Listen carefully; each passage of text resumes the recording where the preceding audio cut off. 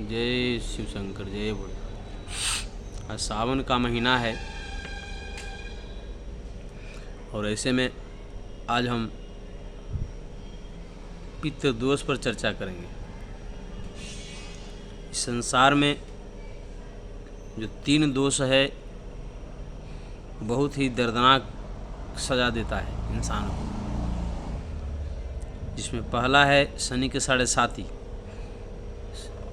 जिसका कुंडली में शनि का 7.5 आ गया तो समझिए कि उसको कष्ट ही कष्ट मिलना शुरू हो गया। और दूसरा है पितृदोष और तीसरा है कर्म दोष। 3 वो जो दोष है बहुत खतरनाक है, जिसमें हम अभी पितृदोष पर चर्चा करें। पितृदोष है क्या? देखिए, पितृदोष जैसे अभी जो है सो भगवान अभी चतुर्मास चल रहा है, सावन महीना है 2024 का, भी चतुर्मास 17 तारीख से लगा है।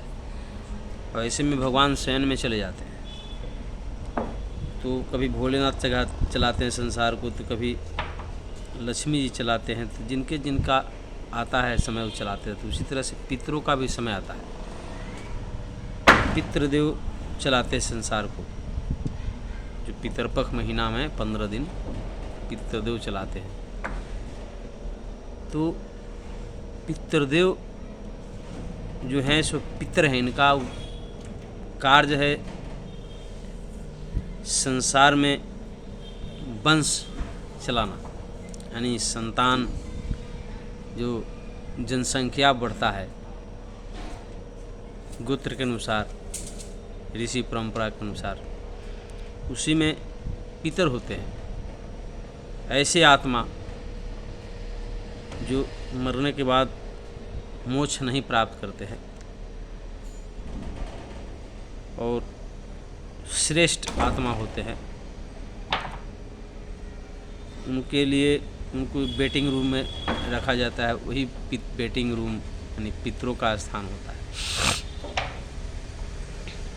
और इस तरह से इसको सुधा गया है, समझा गया है। तो यही पितृ जो हमें पैदा करते हैं और हमसे आशा रखते हैं, और जो संसार का वेद अनुसार नियम है सृष्टि का निर्माण करना, तो पितरों का ही निर्माण का कार्य है कि पितृ ही निर्माण करते। जैसे कोई पूर्वज आए, हमारे पिताजी आए, हमारे बाबा आए, हमारे परबाबा आए, पिता पितामह पर पितामह, तो इन लोग सभी ने कुछ न कुछ संतान पैदा किया, 1 2 4 10 करके और चले गए।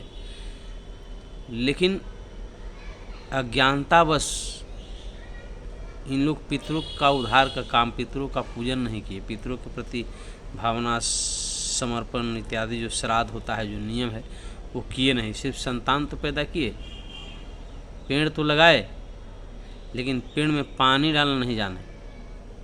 पेड़ में पानी कैसे डालना? वो पेड़ तो सबको जानता है कि पेड़ में पानी डालिएगा तो वो सूख जाएगा, या फल नहीं देगा, या बढ़ेगा नहीं, या ठीक नहीं। उसी तरह से जो वंश वृक्ष है, उसमें भी उसका भी देख रेख किया जाता है।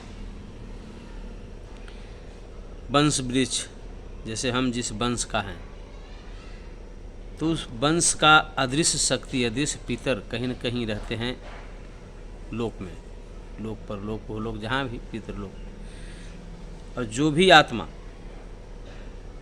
अगर कहीं फंसा हुआ है, तो अपने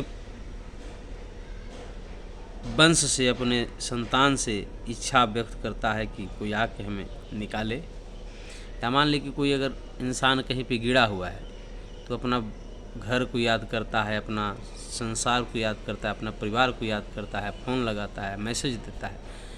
उसी तरह से सूक्ष्म जगत में जब इंसान फंस जाता है और वहाँ वो अपने कर्मों का किए हुए कर्मों के अनुसार नहीं निकल पाता है,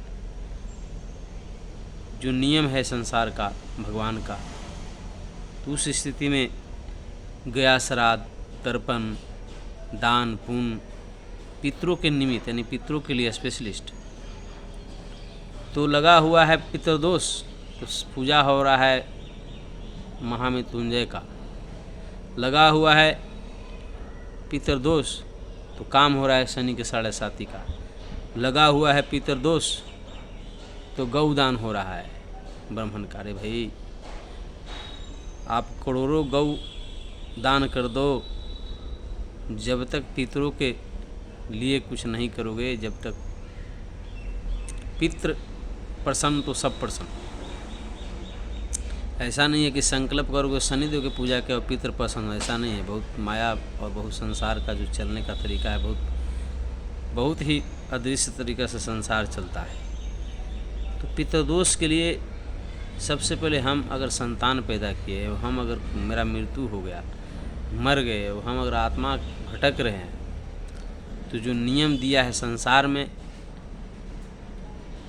संतान उत्पत्ति का अधिकार पिता को दिया गया है, ठीक है। लेकिन पिता का सद्गति का जो जिम्मेवारी है वो पुत्र को दिया गया है। नियम प्रोटोकॉल जो वेद ने लिखा, पढ़िए वेद। पिता का सद्गति पुत्र के हाथों से होगा और पुत्र का उत्पत्ति पिता के अंग से, बीज से, कण से होगा और होता भी है। पिता ही कोई पुत्र पैदा करता है, पुत्र का सद्गति पिता के हाथों में, पिता का सद्गति पुत्र के हाथों में, अब पुत्र का जीवन पिता के हाथों। गजब का रचना है संसार में, समझने का चीज़ है। तो उसी तरह से पितृदोष एक वंश वृक्ष है।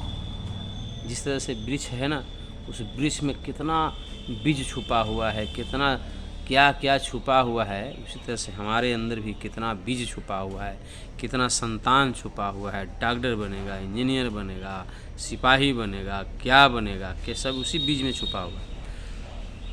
और वो निकाल के हम लोग उसको सिपाही बना देते हैं, दरोगा बना देते हैं, IAS बना देते, नेता, और वो सब अपना आनंद लेता है आनंद ले रहा है, खा रहा है, पी रहा है, इसी में सुत रहा है, लेकिन कभी याद नहीं करता। तो पितर बहुत इंतज़ार करते करते करते करते हाँ, फिर वो फल देना बंद कर देता है। तो पता लगेगा कि क्या हो, तो बहुत बड़ा पद पर है लेकिन सुसाइड कर लिया। नेता है लेकिन कोई बाल बच्चा नहीं है। अधिकारी है लेकिन डिस्टर्ब हो गया, सस्पेंड हो गया, या फिर उसका संतान नहीं है। बताओ, संतान नहीं है तो कमा क्या करोगे। तो पितरों के पास अधिकार है संतान देने का और लेने का, ठीक है। पितृ अब प्रसन्न हो जाएंगे तो कुछ भी, जैसे आपका जैसे पेड़ है, आप पेड़ में पानी नहीं डालिएगा, वही पानी गया में डलाता है, श्राद्ध कर्म होता है, गया श्राद्ध जिसको कहा जाता है, गया श्राद्ध। वहीं पे पितरों को जल दिया जाता है, तर्पण किया, सद्गति दिया जाता है, पूजा किया जाता है।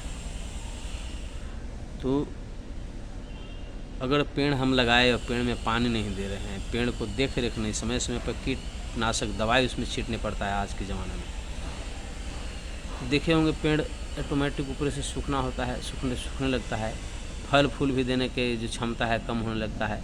उसी तरह से खुद इंसान का भी है, बस वो स्थूल है और हम सूक्ष्म हैं।